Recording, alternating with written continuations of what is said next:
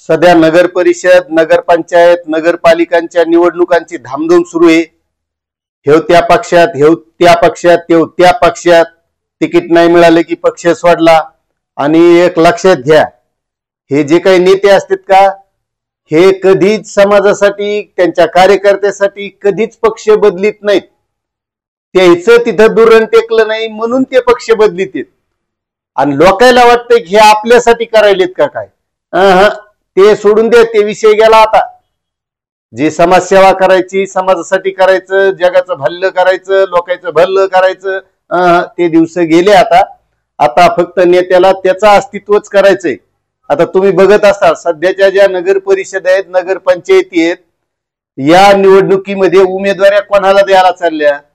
आता बरेचसे कार्यकर्ते असतात, 5 वर्ष ते 17 उतलीत, साहेबाच्या माग माग पळत, पुढं पळत, साहेब आलोच, घरचे काम करीत नाहीत, पण साहेबाच्या घरी हजर असतात पहाटच। घरी इकडं घरचे बेजार आहेत, स्वतःचे काम धंदे सोडित आणि साहेबाच्या माग। आणि आता तुम्ही बघत असताल या नगरपंचायत, नगरपालिकाच्या निवडणुकामध्ये आजी आमदार, माजी आमदार, आजी मंत्री, माजी मंत्री याने याच्या घरच्याला सगळे उमेदवार दिल्यात। सगळे नातलगच त्याच्यात, म्याहुणा, बायकोचा भाऊ, साडूचं पोरग, पुतण्या, चुलत भाऊ, भाऊजई, बायकू। आता काही मंत्रीनं, माजी आमदारानं, माजी मंत्रीनं स्वतःची बायकू, मेहुणी यायला उमेदवारी दिल्यात। म्हणजे आज लोकशाही राहिली का नाही, का घराणेशाही चाली, हाच प्रश्न पडायलाय। मग हे जे 17 उचलते कार्यकर्ते माग पुढे पळत राहते, झेंडे लाव, पोस्टर लाव, बॅनर लाव, तुम्ही पाहत असताल ते मुंडके लावतात रोडच्या कडीला, वाढदिवसाच्या शुभेच्छा साहेबाला न्यायचे मुंडके खाली, निस्ते मुंडकेच राहिलेत, मात्र उमेदवारी यायला भेटणं अशी आजची परिस्थिती झाली। त्यामुळे हे कार्यकर्त्याने लक्षात घेतलं पाहिजे, नेता तुमच्यामुळे हे का तुम्ही नेत्यामुळे। पण कार्यकर्त्याला आजकालच्या असं वाटलंय की त्या नेत्यामुळेच मी आहे।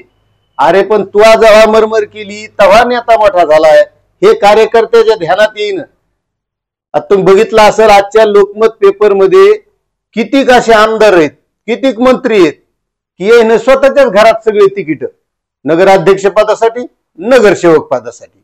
मग कार्यकर्त्याने काय निष्ठा 17 उचलायच्या का। अरे सुधरा रे, जरा लक्षात घ्या, इतकी पी हुजरेगिरी करू नका। मी आता काही असे कार्यकर्ते पाहिले त्याच्या घरी खाचे बांधेत, पण सकाळीच घडी आपला एक पांढरा ड्रेस निघला, मोबाईल असा हातात घेऊन, अशी परिस्थिती आहे। स्वतःचे काम धंदे करा, सुधरा। आजकाल हे नेते पक्ष बदलित आहेत तर फक्त स्वतःसाठीच, जे राजकारण करते ते स्वतःसाठीच। कोणता नेता गरीब राहिला, साधा जिल्हा परिषदचा सदस्य झाला तर तो 2-3 पिढ्याची कमाई करायलाय। आमदार मंत्र्याचं तर विचारायलाच न ग। बघा तुमच्याच आमदाराची काय परिस्थिती 10 वर्षापूर्वी होती आणि आज तुमचा आमदार कसा आहे हे लक्षात घ्या। आणि हे लक्षात घ्या की तुमच्यामुळे आमदार आहे, आमदारामुळे किंवा त्या नेत्यामुळे तुम्ही नाही।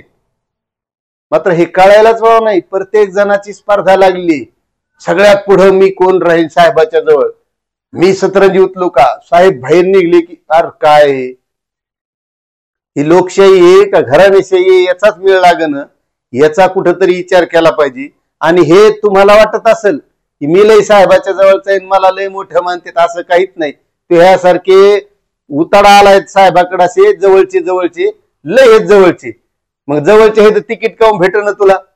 अरे तुला जवळ बसून साहेब का खांद्यावर हात फिरून सांगायले तू एवढी वेळ थांब, तो नंतर बघतो तू लय जवळचा आहे, पण तू तितक्यातच खुश आहे, तुला त्याच्यापेक्षा दुसरं काहीच भेटणं।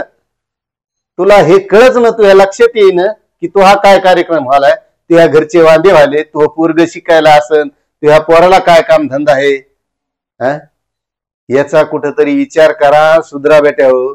इतके बी या राजकारणाच्या हारी जाऊ नका, स्वतःच बी काहीतरी अस्तित्व निर्माण करा, स्वतःच्या जीवावर काहीतरी करा। तुम्हाला कोणत्या नेत्याची गरज नाही, तुम्हाला जर त्या वार्डात उभं राहायचं असेल तुम्ही लोकांची सेवा करा, लोक तुम्हाला डोक्यावर घेतील, तुम्हाला त्या नेत्याची गरज पडणार नाही, याचा बी विचार करा। नेता निवडून देणार नाही तुम्हाला, तुम्हाला लोक निवडून देणार आहेत, मतदार निवडून देणार आहेत, त्याची सेवा करा, त्याच्या गल्लीतल्या नाल्या काढा, त्याचा रस्ता साफ करून द्या, त्याचे काय नगरपंचायत असेल, नगर परिषद असेल, जिथं कुठं काय काम पडत असतील, आणि काम लोकांची लय नसते तो बारीक सारीक काम असतात, रहिवासी प्रमाणपत्र, जन्म प्रमाणपत्र, साधे काम, पीटीआर, एखादी प्लॉट घेतला तर त्याची रजिस्ट्री लावायची, याच्यापेक्षा काहीच मोठे काम नसते. एवढे काम केले तर तुम्हाला लोक डोक्यावर घेतात, तुम्हाला त्या नेत्याची हुजरेगिरीच करायची गरज नाही. त्याच्यामुळे कुठंतरी विचार करायचा, स्वतः जनतेच्या सेवेत उतरा, लोक तुम्हाला डोक्यावर घेतात का नाही बघा.